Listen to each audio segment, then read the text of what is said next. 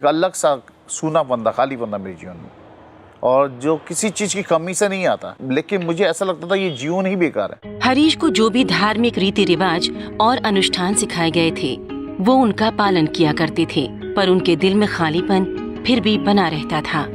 17 साल की उम्र में उन्होंने सेना को ज्वाइन कर लिया। साल गुजरते गए और उनका अकेलापन और बढ़ता गया। इसी दौरान उनके दोस्तों ने अल्कोहल से उनका परिचय कराया।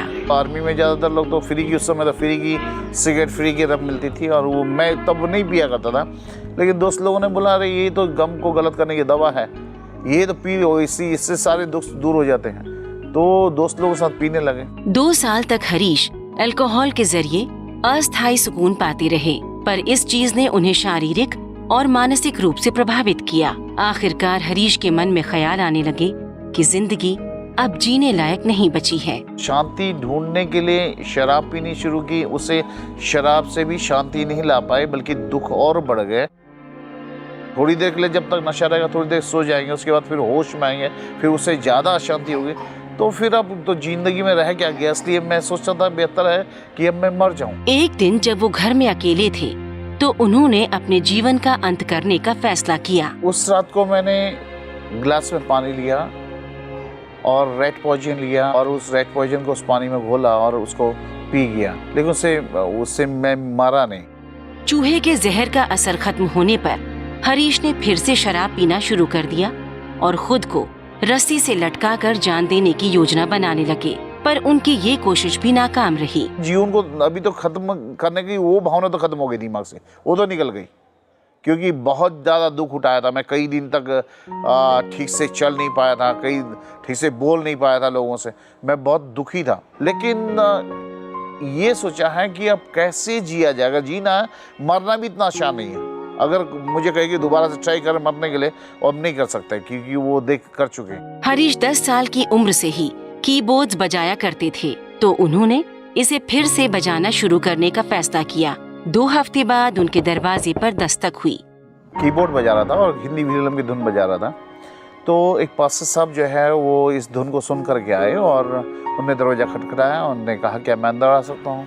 मैं कहा आइए, आपकी तारीफ, आपको पहचाना नहीं? तो बोला, कहने लगे मैं पास्टर हूँ यहाँ पे, आपको कुछ पूछना चाहता हूँ, पूछिए। तो बोला जो है आप जो कीबोर्ड बजा रहे हैं और ये कीबोर्ड की जो धुन आप बजा रहे हैं, इसकी धुन मुझे खींच के लिए आई है और मैं कीबोर्ड सीखना चाहता हूँ, क्या आप मुझे मदद कर सकते हैं इसके सीखने के लिए?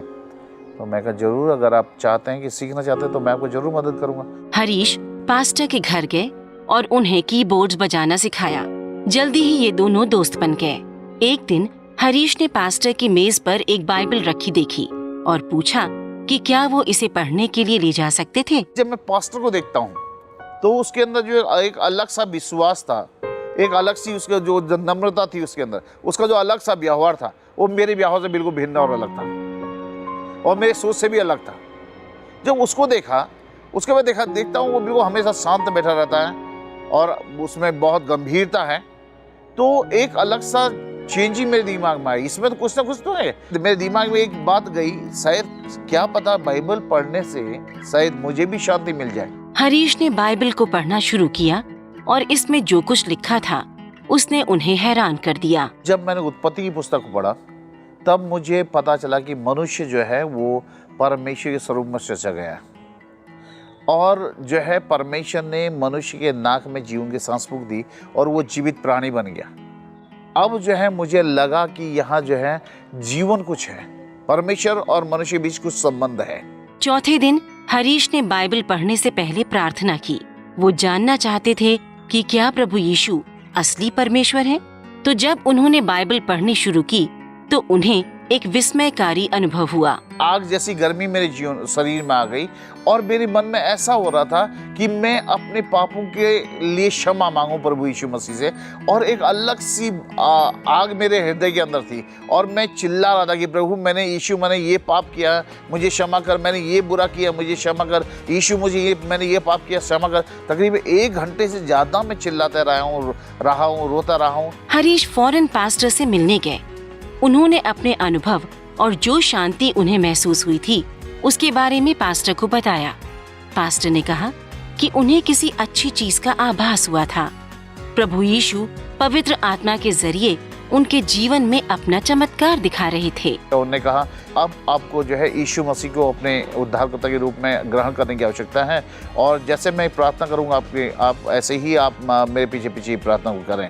जैसे उन्होंने मुझे सिखाया वही प्रार्थना मैं करने लगा। प्रभु यीशु मसीह, मैं अपने जीवन तुझे आज से अपने जीवन का उद्धारकर्ता ग्रहण करना चाहता हूँ। अब प्रार्थना करने के बाद मेरे जीवन में एक अलग सी उमंग थी, अलग सी खुशी थी और अलग सा जोश था।